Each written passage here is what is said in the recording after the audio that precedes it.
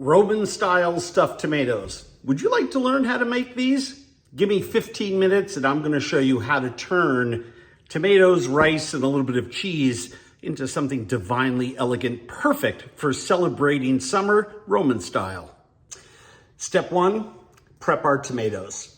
Gonna slice the tops off, scoop out the insides, mix it with our seasonings and rice, stuff it back in, and get it in the oven. Nothing could be simpler. Nothing could be a better taste of summer. Tomatoes, these are pretty big ones. I have 6. The ratio works for you in the recipe. I'm gonna use about 3/4 of a cup of rice, and I'm going to, Italian rice, arborio. Use whatever you like as long as it's the Italian starchy. You can use bamba, Spanish rice as well that they use in paella, but short grain and starchy. I've got some basil, I've got some red chili flakes, oregano, garlic, onion, salt and pepper, and I'm gonna mix it with some caciocavallo cheese.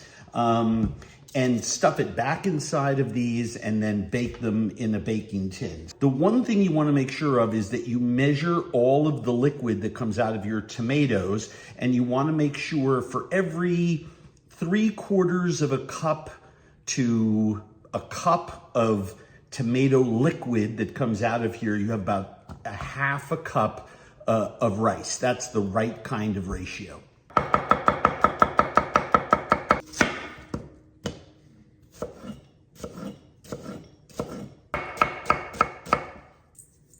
Chili flakes, oregano, salt, pepper, basil.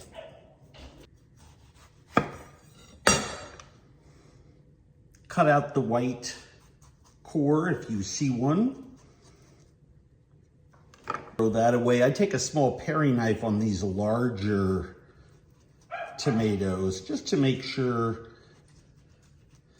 I get that entire wedge in the middle out without piercing through the skin. And then I'm gonna start with a spoon, taking all of those seeds and that water out and see how much juice I come up with. And just break some of that flesh up with your fingers, and then very delicately holding the tomato, kind of scrape down the sides. You just don't want to pierce the tomato, but you know, you can sort of be rough with it because, I mean, they're gonna bake after all. Something like that is just perfect, and look at how much I have. All right, 6 tomatoes cored out, all the juice taken out of them. There's a little bit that pools up in the bottom, just residual after you're done working. Don't worry about that. Here are all my tomato chunks and juice.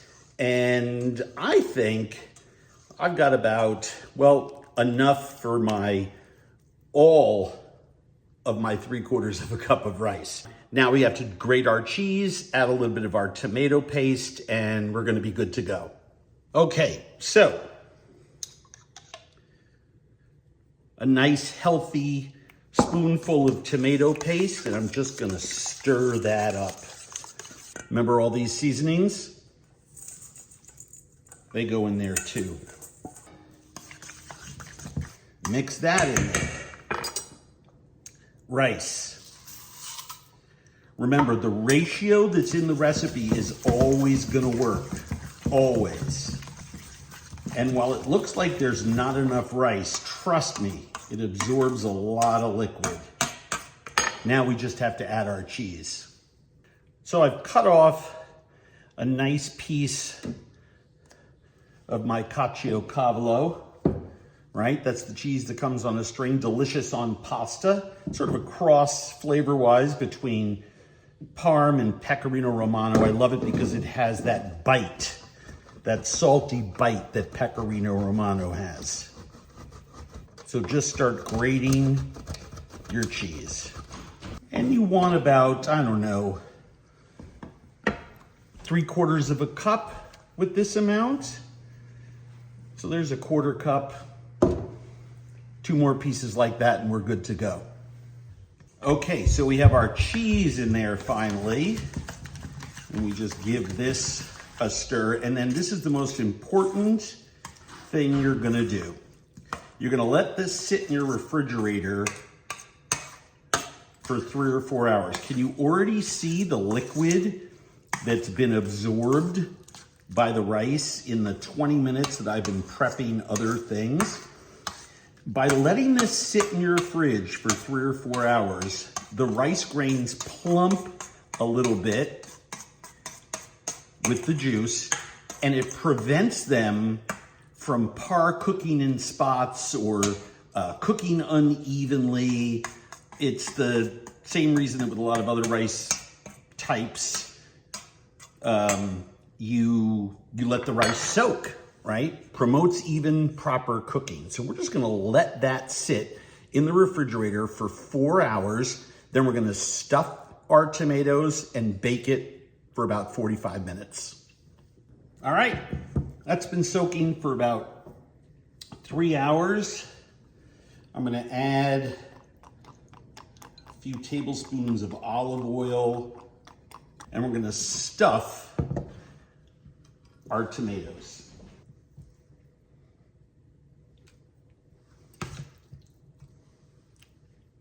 Now, I always wanna leave a little room because there's gonna be liquid at the bottom of this bowl. And you can see here, here's a really good example, that middle one, about where there's room around the sides for me to put that liquid. I'm just gonna drizzle that liquid across the top of some of these, flatten out the tops. Liquid in the tops of those tomatoes. I just perch these on top. I don't push them down. And then the last thing that I want to do before I put it in the oven is a little bit of olive oil on top of those tomatoes, because we're cooking these at 400 degrees and I want those tomatoes to, blister a little bit, have that beautiful cooked feeling and appearance. And once these go in the oven, they start cooking, the bottoms will soften. That residual olive oil that dripped down on top of these will help free them from the pan later when we serve them. But these are gonna go in a 400-degree oven for 45, 50 minutes. And there they are, fresh from the oven. And there they are, straight from the oven.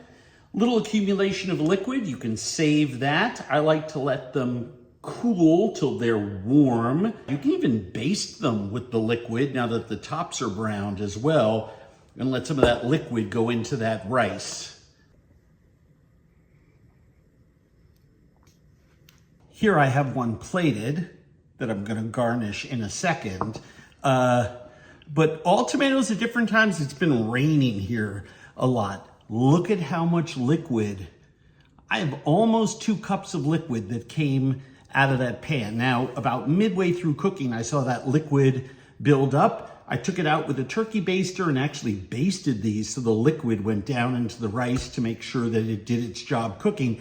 Don't be afraid of liquid building up. Some tomatoes are dry, some tomatoes are moister.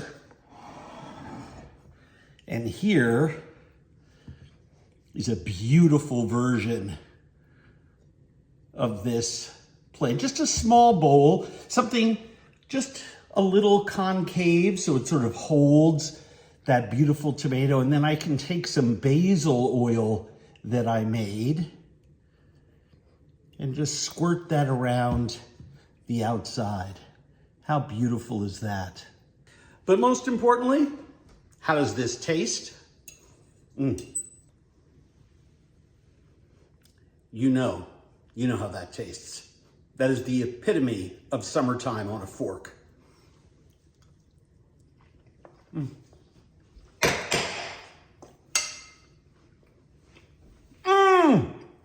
Get on this dish.